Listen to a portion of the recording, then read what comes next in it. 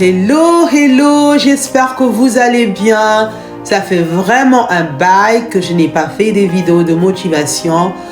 Aujourd'hui, je viens avec un sujet comme quoi je veux m'adresser à ces personnes qui souvent viennent devant des personnes qui sont dans des situations difficiles. Une personne qui a un partenaire qui est très malade et soit des enfants malades. Et tu viens devant cette personne, tu dis tu souffres vraiment, hey, tu souffres, vous souffrez moyen temps. Et cette façon de parler a une connotation négative. C'est comme si la personne qui venait devant vous vous dirait si vous souffrez comme ça, c'est la faute du malade que vous êtes en train de garder. C'est la faute de la personne qui est malade. Ce n'est pas correct. Il ne faudrait pas venir devant une personne qui est dans cette situation pour le décourager, pour l'inciter à se retirer de la personne qu'elle est en train de soutenir. Dans ce genre de situation, la personne qui est malade n'est pas fautive. Et ce n'est pas lui la cause de la souffrance. C'est la situation de maladie, c'est cette situation-là qui fait souffrir et le malade et le garde-malade et le conjoint ou soit le parent. Donc ce n'est pas la faute du conjoint, ce n'est pas la faute de l'enfant, vice-versa. C'est la situation, c'est la maladie qui fait que les deux personnes souffrent. Et ne venez pas dire, hey, vraiment, on veut souffrir, hein, et vraiment, tu souffres. Hein. Ce n'est pas une bonne façon de venir encourager le garde-malade. J'aimerais vraiment qu'on puisse enlever cet esprit-là, qu'on puisse... Parce que c'est vraiment... Ça n'a pas une bonne couleur. La couleur, elle est négative. Quand vous venez comme ça, vous adressez à une personne, qu'est-ce que vous voulez que la personne vous dise? C'est la situation de la maladie qui fait que... Et le malade, il en souffre parce que c'est lui qui est malade. Ça ne lui fait pas plaisir d'être malade. Et le garde-malade aussi en souffre.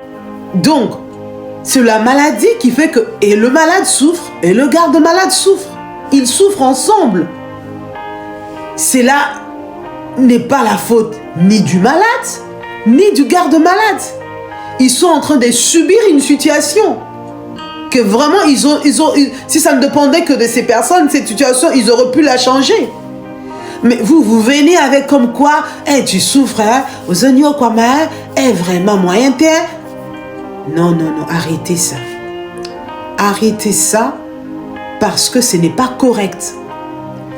Le garde-malade et le malade ont besoin d'être soudés, d'être ensemble pour se soutenir. Ils sont dans une situation difficile et le malade a besoin de son partenaire. Le malade a besoin de son parent parce qu'il a besoin de sa présence pour le soutenir dans les moments difficiles. C'est comme ça, les gens, ils abandonnent leurs partenaires ou leurs enfants quand ils sont très malades parce qu'ils pensent que c'est ces personnes-là qui les font souffrir. Non! Nous avons l'obligation, je crois que c'est le devoir de parents de soutenir leur enfant quand l'enfant est malade. C'est le devoir d'un partenaire de soutenir son partenaire quand son partenaire est malade. Ne venez pas de chercher à séparer ces personnes pendant ces moments difficiles. Ils ont besoin d'être ensemble.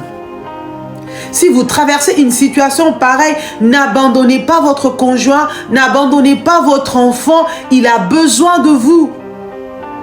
Il a plus que besoin de votre présence, de vos prières, de votre réconfort. La souffrance ne vient pas du malade. C'est la situation. Il faut blâmer la situation dans la prière. Il faut blâmer la situation. Il faut s'élever dans la prière. C'est la situation qui vous fait souffrir tous les deux. Ce n'est pas la personne qui est malade. Je le répète.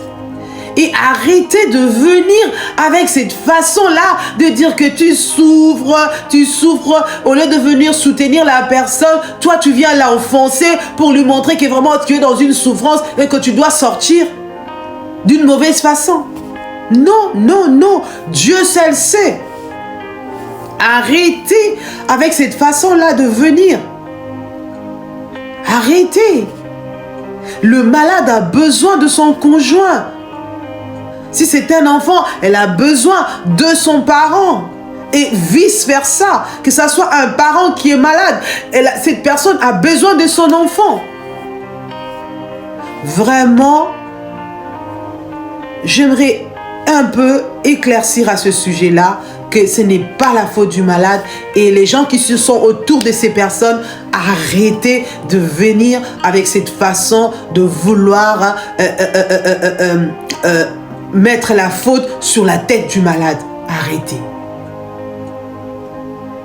Cette personne a besoin de sa famille. Cette personne a besoin de son entourage pour le soutenir dans les moments les plus difficiles de sa vie.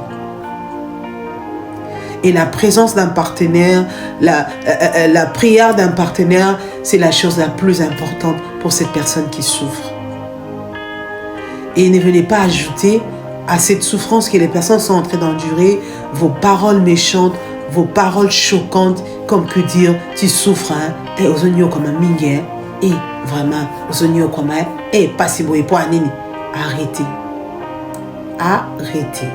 Ce n'est pas correct, ce n'est pas chrétien, ce n'est pas gentil, c'est le manque d'amour. Et Dieu nous demande de nous soutenir les uns les autres. Vraiment, si vous aimez votre partenaire, vous aimez votre enfant, ne le laissez pas tomber, soutenez-le, soyez là, présent.